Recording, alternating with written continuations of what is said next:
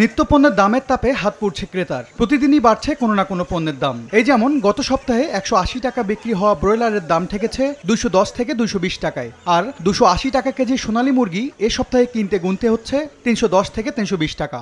গত সপ্তাহে ব্রয়লার সোনালী বিক্রি করছে আপনার 280 টাকা, আজকে বিক্রি করতেছি আমরা পাইকারি বিক্রি করতেছি 320 টাকা।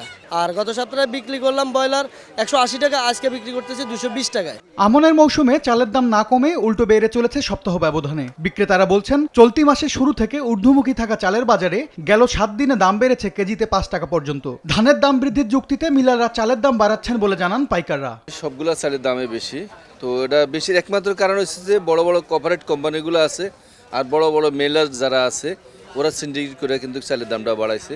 এদিকে আমদানিতে শুল্ক ছাড় ও দেশের বাজারে দাম বৃদ্ধির 2 সপ্তাহ পরও বাজারে স্বাভাবিক হয়নি বোতলজাত সয়াবিন তেলের সরবরাহ।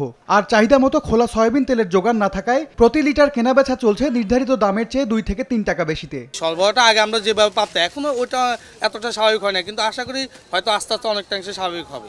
তবে সরবরাহ বাড়ায় চাহিদা যোগান তথ্যে কিছুটা স্বস্তি ফিরেছে আলু ও পেঁয়াজের বাজারে। প্রতি কেজি পেঁয়াজ বিক্রি হচ্ছে 90 থেকে 100 টাকায়, আর আলুর কেজি পাইকারিতে নেমেছে 42 থেকে 50 টাকায়।